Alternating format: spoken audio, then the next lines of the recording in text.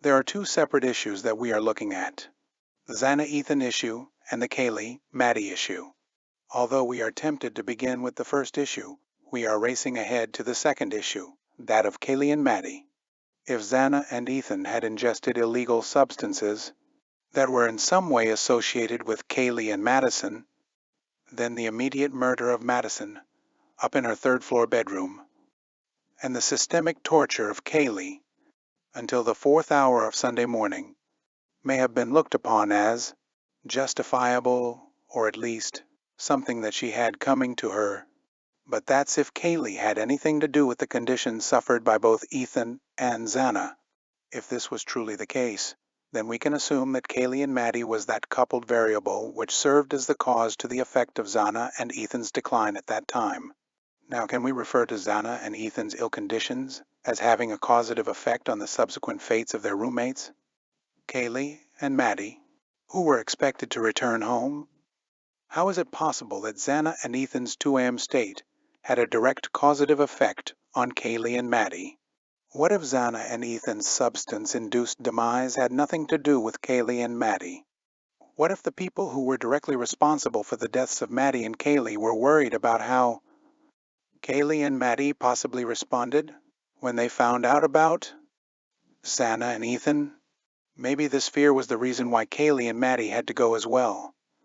If this was the case, then the deaths of Xana and Ethan may have been unintentional, while the murders of Kaylee and Maddie intentional.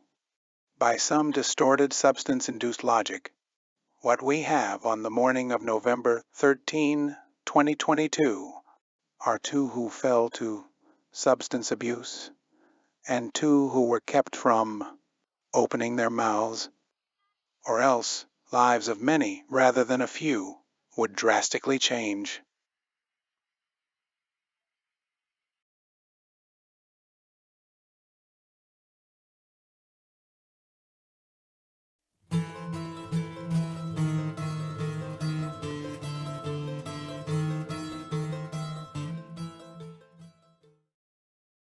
There is the probable cause affidavit.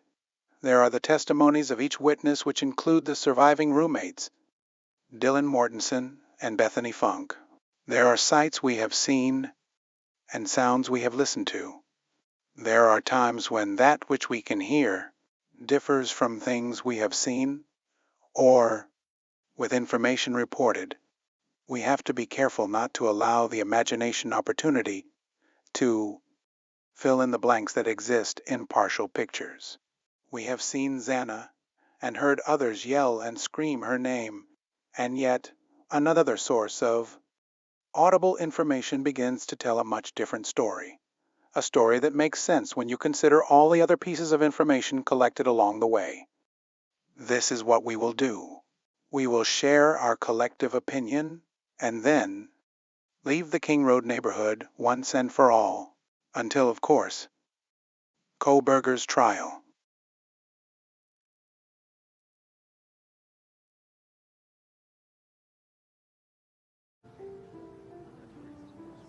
I'm very consumed with my work. Actually, I'm publishing a piece on human behavior, how sound influences the way that people connect with each other.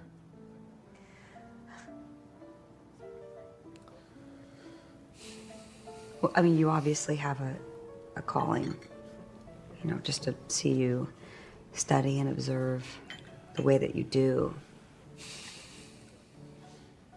I'm a little envious, honestly. Did you study science? No. Music theory. So I learned by dissection how a piece of music works, what are its parts. You know, Bach, the composer Bach. His ability to trick our ears into believing that we're hearing multiple instruments from a single violin, or Stravinsky and his dissonance designed to alienate an audience, or Beethoven, his use of suspense and delayed gratification. But all of these composers were using neurological techniques that scientists hadn't even defined yet. And once I understood that, and how how their music functioned. I guess I just went on from there. To tuning people's apartments? Yes, but no. It's just the influence of sound, the power it has over people's lives. They may not even know it.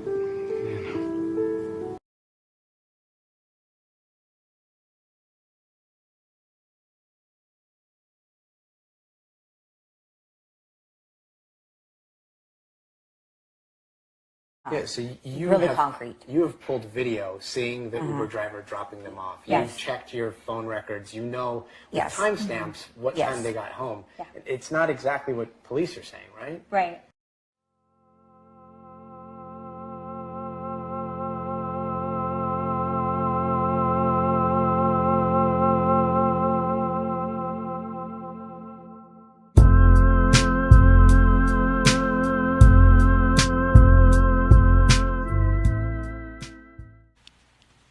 We will continue to put all of our resources towards investigating and bringing this to a resolution.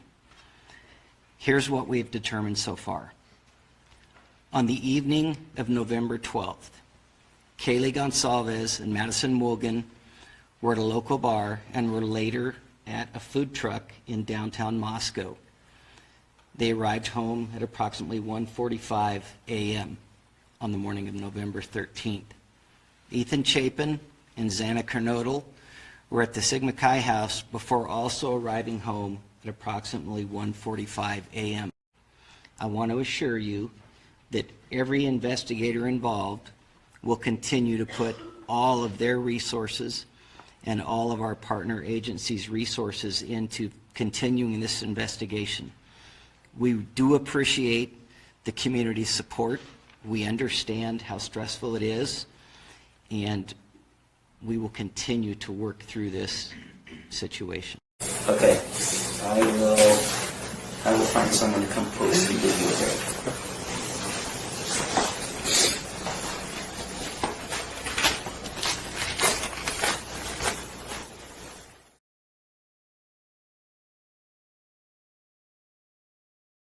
Just first off, the map that just came out from police, it gives a little bit of a timeline of where they may have been that night. Does that map mesh up with the timeline that you've been putting together?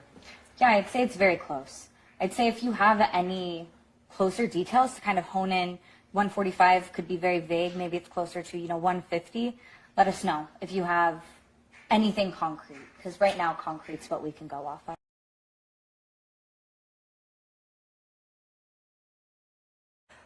We do have a pretty tight timeline on Kaylee and Maddie, and it is close to what they are posting, but it is a difference, and that difference actually could be huge. I mean, it could be, it could not be, but 145, 159. So there is, and we have corroborated with my phone records, Kaylee's phone records, the driver that was driving them around.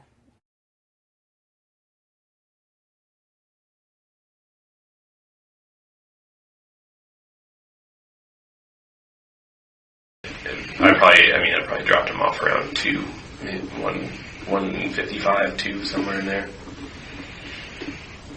You said 2:13 is when you texted the other one? Yeah, I texted him at 2:13 that I was headed his way, be there in a minute. But I don't remember 100% where I was, but... Okay. So you're guessing what time that you dropped him off? 2-ish. Yeah, so you really have concrete. You have pulled video seeing the Uber driver dropping them off. Yes. You've checked your phone records. You know with Yes. timestamps what Yes. time they got home. Yeah. It's not exactly what police are saying, right? Right. We begin our search for the missing hours that include the darkest hour by pinpointing the time when Maddie and Kaylee entered the King Road residence. The Moscow police gives us our baseline to work off of, and they say that all 4 of the students were dropped off at 1122 King Road at 1:45 a.m. Although the Goncalves family has seemed aggressive in their efforts to track down information, such as CCTV video. Olivia is careful not to overstep the police on November 20th, 2022, with the time frame she gives us of 1:45 a.m. to 1:50 a.m. It's Christy Goncalves who nudges her way to the front of the pack, while Stephen hides in the yellow room in the background, holding gauze on his cheek with one hand, while he cups his other hand to his ear, listening to make sure that his soldiers are speaking accordingly. Christy moves to the outside lane and offers a timeline similar to that of Eric Gower, Madison and Kaylee's driver, with 1 foot on the MPD issued time of 1:45 a.m. Christy puts her other foot ahead to 1:59 a.m. Christy and Steve have done their math. Eric says that he dropped off Kaylee and Madison in the driveway belonging to 1122 King Road at 1:55 to 2-ish. In other words, around 2. So here we have it, 1:45 a.m. to 2 a.m. Which exactly is that dark hour that Stacy Chapin was clamoring about?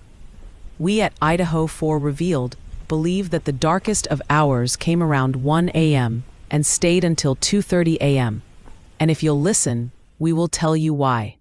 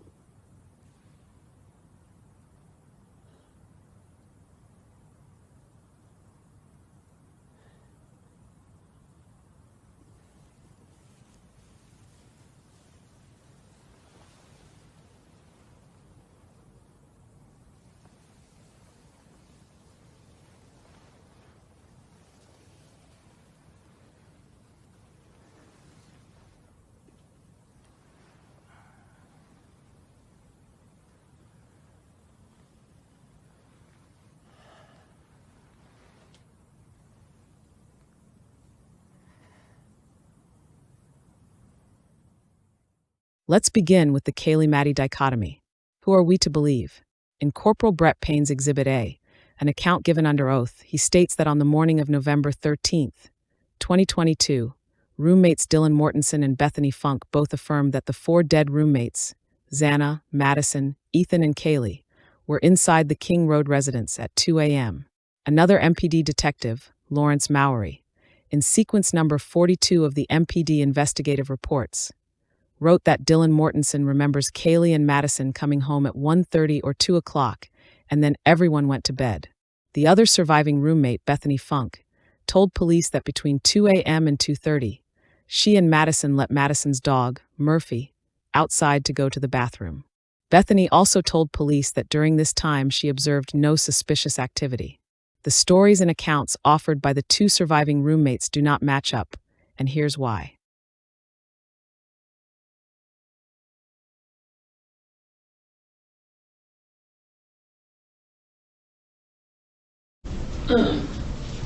And then Maddie and Kaylee came home from the club.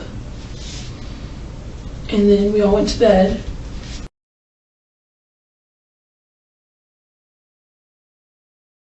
I remember waking up somewhere around 2 and 2:30. Again, I don't fully remember.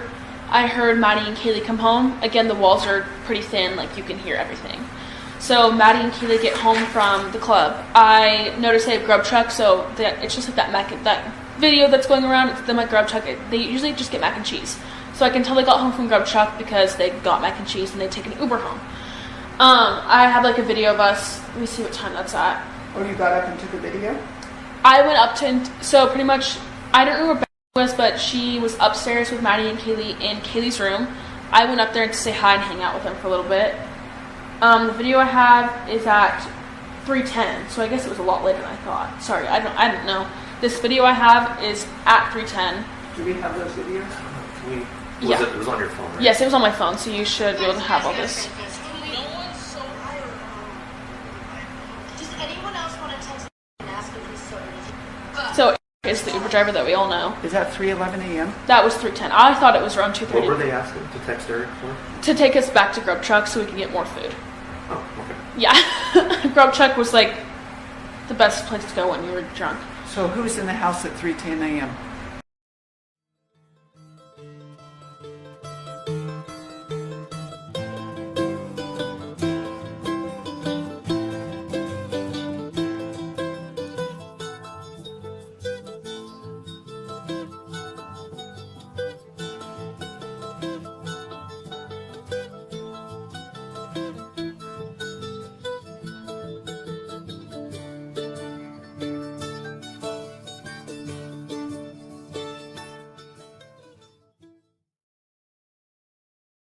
During Vicky Gooch's November 17, 2022 interview with Dylan Mortensen, Gooch asks Dylan, "What time did you go to bed?" Gooch rephrases, "What time do you think you went to bed?" Dylan replies with, "I have no clue." Somewhere after that video, at 3:10. Now, we know from Dylan's cell records that this was actually 2:10 in the morning. Now, what we're going to do next is play you a segment of the Gooch Mortensen interview, just a segment, and then we're going to look closer to what was said. Then finally, we will play the same segment a bit slower and see how it all sounds once we are clearly aware of that which is going on in the segment that you actively listen to, as opposed to the segment that you simply hear.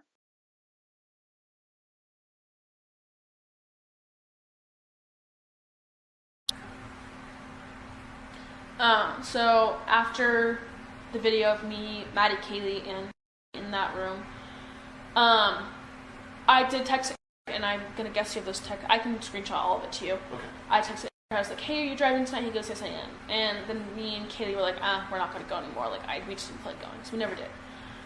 I went into bed. I have a big habit of locking my door because I watch Criminal Minds a lot, and it kind of messes up my mind, so I get freaked out about everything pretty much. I don't remember if I locked my door or not that night, but pretty much there was music playing in the living room, which is very normal. People come out, like our roommates come home drunk with some people, you play music. That's normal on the weekends. Not weird at all.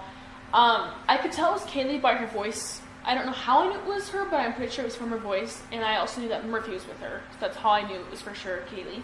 Her dog. Yes, her dog. And What time did you go to bed? What time do you think you went to bed? I have no clue. Somewhere after that video of 3:10. Oh. Yeah, I don't fully remember. When did you text our, that would help us? Yes, I'll look at that. Because you went to bed after you texted him? Yes, I went to bed. I was walking downstairs when I texted him, so it would have been like right after I Were went. you using your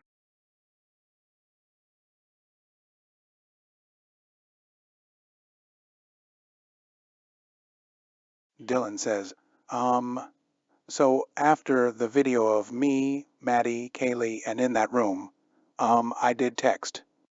This statement does not include Bethany. Also, listen to the way that Dylan says, in that room.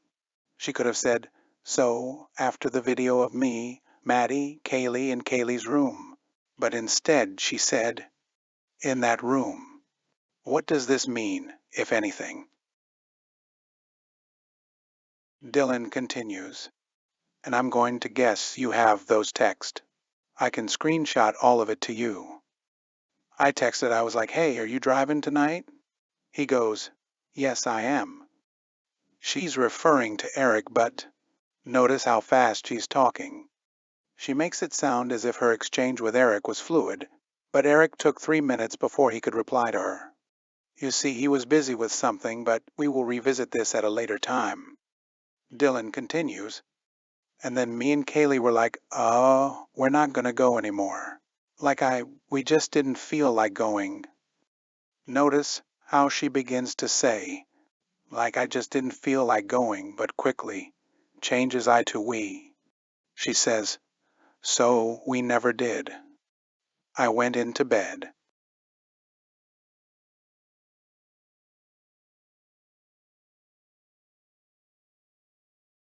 At some point in the interview, ISP Detective Vicky Gooch says something that raises our curiosity.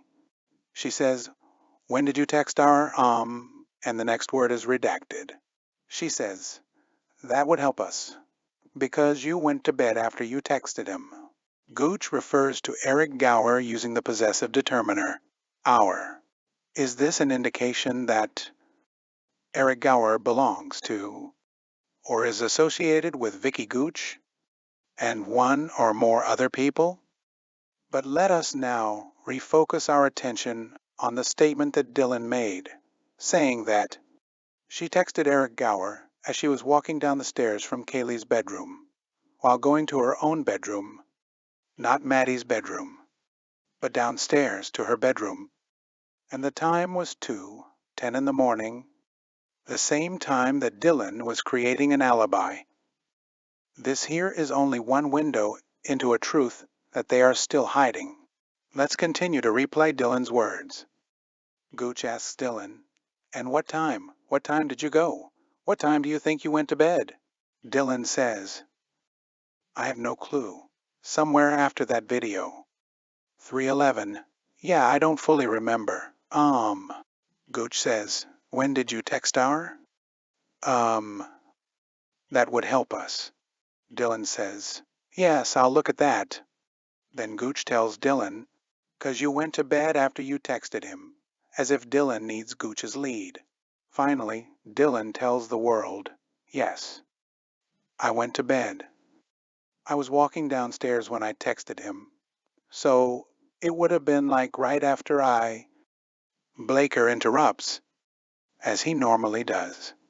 In summary, Dylan states that she was making a video of herself, Kaylee, Maddie, and Bethany at 2:10 in the morning as she was walking down the stairs while texting Eric Gower.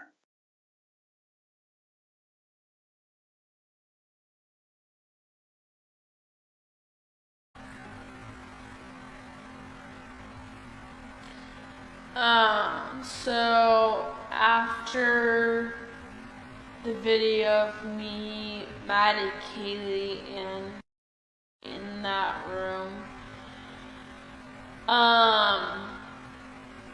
I did text it, and I'm gonna guess you those text. I can screenshot all of it to you. Okay. I texted her, I was like, hey, are you driving tonight? He goes, yes, I am. And then me and Kitty were like, we're not gonna go anymore. Like, we just didn't feel like going, because we never did. I went into bed. I have a big habit of locking my door, because I watch Criminal Minds a lot, and it kind of messes up my mind, so I get freaked out about everything, pretty much. I don't remember if I locked my door or not that night, but pretty much there was music playing in the living room, which is very normal. People come out, like arguments come home drunk with some people, you play music. That's normal on the weekends. Not weird at all. I could tell it was Kaylee by her voice. I don't know how I knew it was her, but I'm pretty sure it was from her voice. And I also knew that Murphy was with her. That's how I knew it was for sure Kaylee. Her dog. Yes, her dog. And there, What time did you go to bed? What time do you think you went to bed? I have no clue.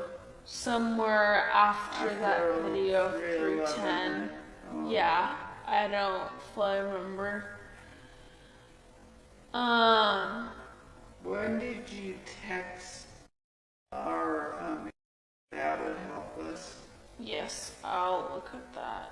Because you went to bed after you texted him? Yes, I went to bed. I was walking downstairs when I texted him, so it would have been like right after I Were went. you using your...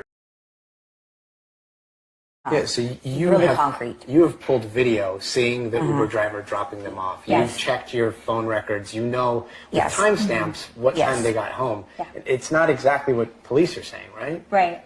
Yes, we are well aware that we have played this clip for a third time now, But let the record show that each time that we've watched Olivia's face grow tired of repeating herself, we have clicked our heels in unison each time, and sorry to say it, folks, but we still don't see any sign that the state of Idaho is going to cough up an exculpatory bootleg titled The Darkest Hour. Olivia and the Goncalves family may be the only ones who have this pulled video, and you're starting to wonder why, aren't you? So let's work with what we have for now. Let's look at 1:45 a.m. to 2 a.m. and see what it's made of. And this is what we will do until the morning comes.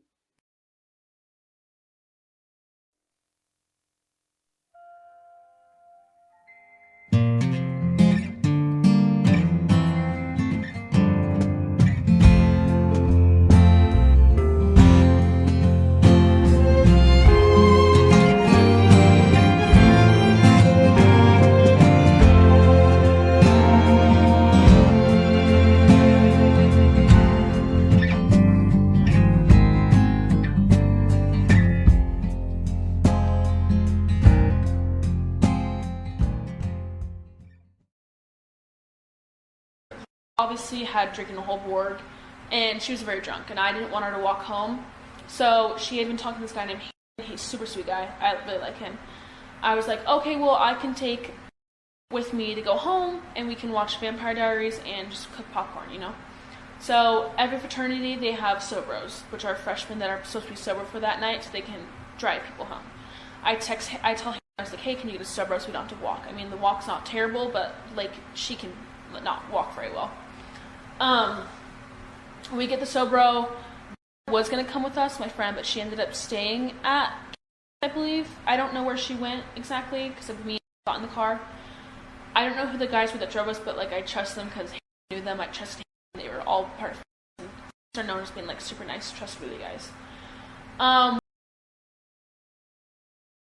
Between 12:15 and 12:30 a.m., Dylan tells ISP detective Viteria Gooch that it was only she and Lakeland that went back to the residence using the Sobro.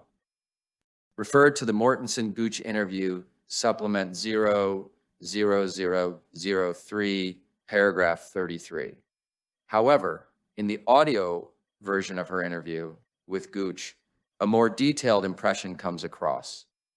Some unnamed guys who Dylan trusts, but does not know, drive the two drunk females home, which is literally around the corner. She begins to say that she texted him, but stops short and changes lanes mid-sentence. So, she does not believe anyone else was home. In paragraph 34, when the two of them got home, which she believed was sometime between 1:15 a.m., which would be 12:15 a.m. Moscow time, and 1:30 a.m., which would be 12:30 Moscow time, she goes upstairs. She, like Eric Gower, seems to carefully choose her words, a method of language choice that does not afford the speaker the freedom of truth speak. Did these other guys, whoever they were, enter the house and go upstairs with Dylan? Gooch's audio face-to-face interview with Dylan Mortensen reveals a very important fact that we need to carefully consider, which is that Gooch does not include in her written investigative report ISP supplement 0003.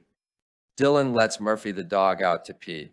Could this clue us in on the events that took place after Kaylee and Madison returned home from a ride with Eric Gower? Does Eric help the girls look for Murphy, who was intentionally let loose by Dylan earlier? Did you check all of when you first got back with, did you go through your house to make certain nobody else was in it? No, that never, I don't know, we just didn't care about that. If we were with people, we weren't worried.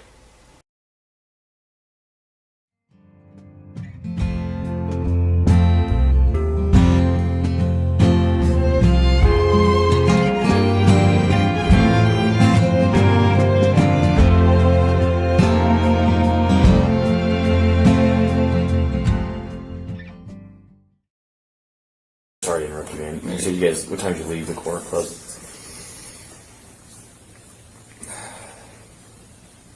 Probably I don't really know that.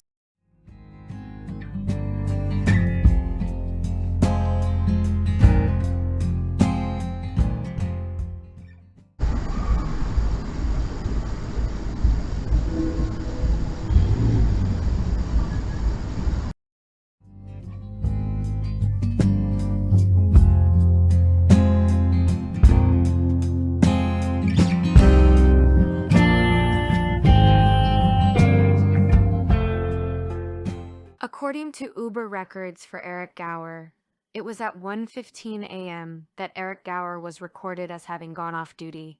In other words, he was officially off the clock.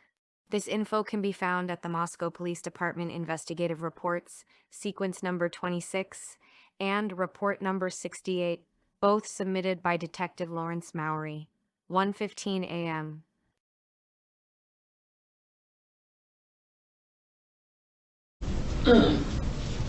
And then Maddie and Kaylee came home from the club. And then we all went to bed. What was the exact time when Bethany Funk returned home to the King Road residence?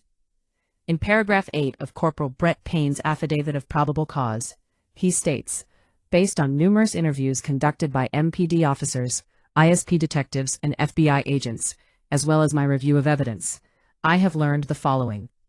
On the evening of November 12, 2022, Chapin and Kernodle are seen by Bethany Funk at the Sigma Chi house on the University of Idaho campus at 735 Nez Perce Drive from approximately 9 p.m. on November 12th to 1:45 a.m. on November 13th. Bethany Funk also estimated that, at approximately 1:45 a.m., Chapin and Kernodle returned to the King Road residence. Let's hold this up to different statements given by Bethany and Dylan to numerous law enforcement officials.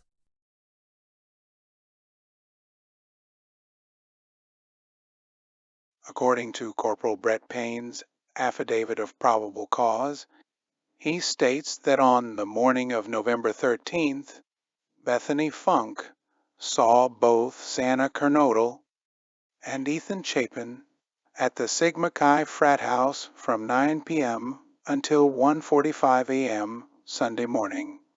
Payne also states that Funk and Dylan Mortensen both made statements during interviews that indicated that the occupants of the King Road residence were at home by 2 in the morning and asleep or at least in their rooms by approximately 4. So, what this tells all of the world is that both Dylan and Bethany knew that Xana, Ethan, Madison, and Kaylee were in the house at 2 and either asleep or in their rooms at 4 in the morning. Both of them.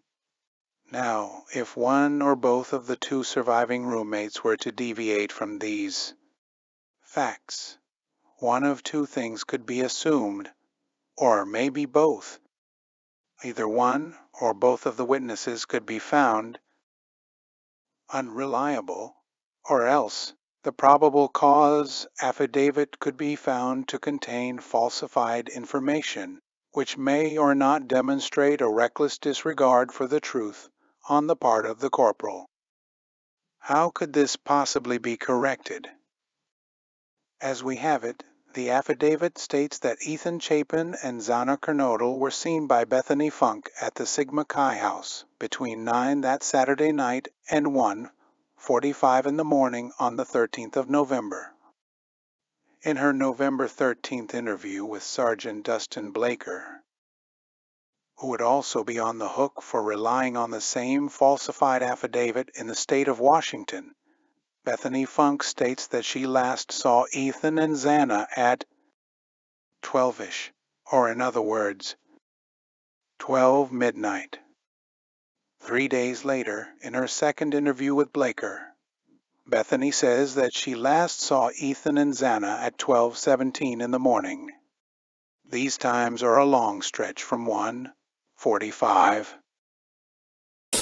Okay, so you were with, and at that point, Ethan and Xana were just kind of hanging out still at the house? Okay.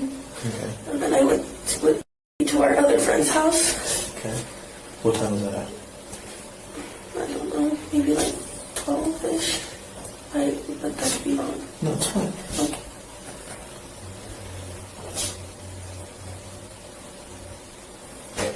And where's that house at?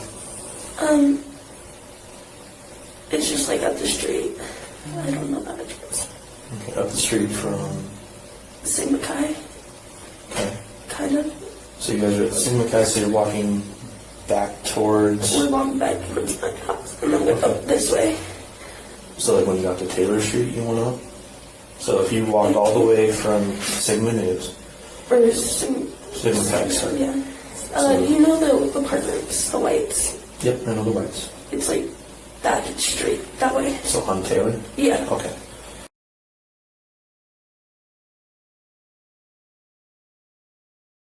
Was there at all? No. She was there, but she left before I did. Okay. Before I got there. Okay. So how long were you at this go around? Not very long. I left earlier and walked back by myself and got home around 1-ish, I'd say.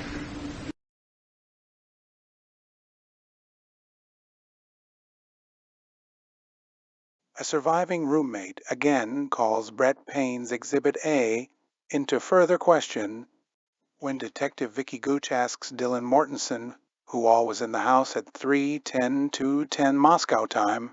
Dylan tells Gooch that she didn't know where Xana and Ethan were at that time, which outright contradicts the affidavit used to prove probable cause against Brian C. Kohberger. If Bethany last saw Ethan and Xana at 12:17, there is almost an hour and a half that the couple have not been accounted for. Let's work our way towards something interesting. Let's listen to a question that Sergeant Blaker asks Bethany Funk, and then we will dip into the sounds portion of our presentation of evidence. Listen to Blaker's question and carefully to how Bethany answers.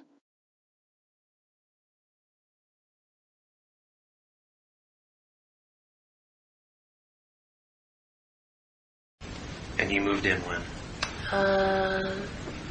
August 3rd-ish? So at the start of the school year? Yeah. And that's when you, Xana or Xana? Xana. Xana.